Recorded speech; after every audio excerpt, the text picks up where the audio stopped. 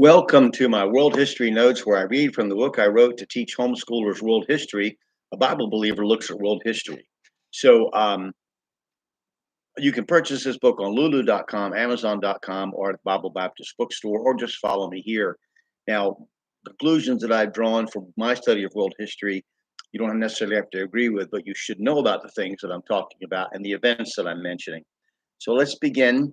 We're in 1000 BC, 500 BC to 1000 BC, back a ways here. Excuse me. At the beginning of this era, one of the largest migrations in human history takes place as the Bantu peoples of Africa began moving south of the present day Sahara into southern Africa, a movement that took approximately 2,000 years. The Bantu are considered to be linguistically related descendants of Ham, part of their culture, but we don't know that. I mean, that's what scholars have said, mostly 1800s era scholars. Part of their culture depended upon the importation of the banana, a native of Asia, and more staple crop production, which allowed them to move beyond just mere survival. Political organization was primarily local, and it's not until much later that larger kingdoms developed. From about 750 or 600 BC, Cush or Nubia ruled Egypt from their capital of Meroe in Upper Egypt. A mixture of Ham and Shem, or African people from Ethiopia and Semitic people from Arabia, formed the culture of Axum that settled around the Red Sea by 500 BC. The Nok, ancestors of the Yoruba people, settled in Nigeria. It's interesting to note that the Christian Buba clan of the Bantu Lemba tribe of Zimbabwe claims to be descended from Jews who migrated over 1,000 years ago from the area of Yemen, and DNA tests have revealed that this is true. They practice Jewish rituals and religious practices as well as Christianity, including male circumcision, and identify themselves as being of Jewish descent, which scientifically speaking they are. In the area of Mexico, in the Americas at this time, we have the Olmecs civilization of the East Mexico lowlands that are considered to be the forerunners of all Middle or Mesoamerican civilizations. The Olmecs called themselves Xi. There have been over 170 Olmec monuments found, predominantly at three sites in the territory they inhabited, from southern Mexico through eastern Guatemala. They were advanced mathematicians and astronomers and created accurate calendars. As was the case with other civilizations, they used a hieroglyphic style of writing. The culture existed on farming. Oddly enough, when the Olmec cuneiform was compared to a type of Libyan pictograph, it was felt that it could be deciphered.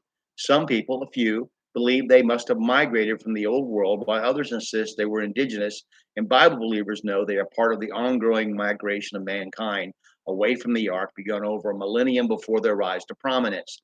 They had advanced irrigation systems like the Sumerian, Assyrian, and Babylonian cultures, and used buried stone drain lines. Colossal stone heads are the hallmark of the discovery of the Olmec culture beginning in 1862. One interesting thing to note is that these heads are often African in appearance, which confuses historians to no end.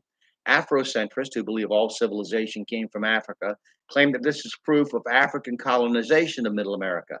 In Peru, you have what is called by archaeologists the Chavan culture, elements of which go back to 1000 BC by traditional scholars' representations. It is a culture characterized by beautiful, if abstract, artwork, and a similarity to the Olmec design, suggesting either a common origin or cross-cultural influence.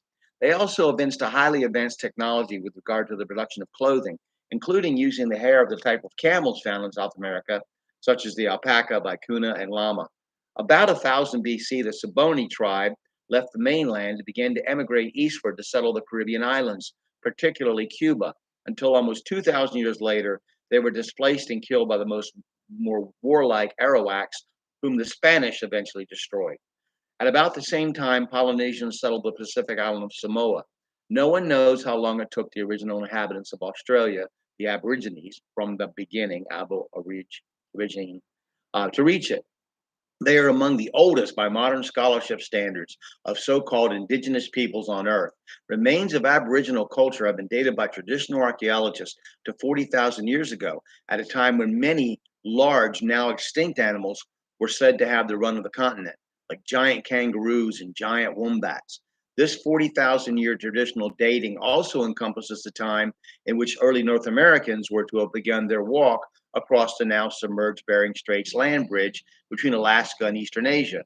The science that tries to put together the migration of now extinct animals around the world is called paleobiogeography. In Europe, we have the beginnings of the Etruscan culture in Italy, in an area known as Tuscany. It is a beautiful part of Europe that had a large reserve of tin in those ancient times. The Etruscans may have emigrated from Lydia in Western Asia Minor. Their culture had some Greek and some Middle Eastern influences. They were a powerful culture who dominated the Latins, whom we came to know as the Romans, until the Latins fought their way to freedom. From about 700 BC to 500 BC, Rome was reduced to nothing more than an Etruscan colony. This constant warfare created this distinctive martial, as in warlike, society. Further north in Europe, the Celts, who started out, it seems, in eastern France, expanded all over Europe. They were an iron using people who traded salt as far south as Italy and as far north as Germany. By 400 BC, they had spread to Britain and all of Western Europe. They were also farmers who lived in villages. Two periods that modern scholars recognize of Celtic development as a people are the Hallstatt culture and the Latene culture. And we're going to get back to the Bible narrative in just next time and discuss some things. So, and keep moving forward. Thank you for watching. I really enjoyed this. I hope this spurs you to study. My pronunciations can be wrong. Just look up the time period and the cultures I mentioned. Thank you.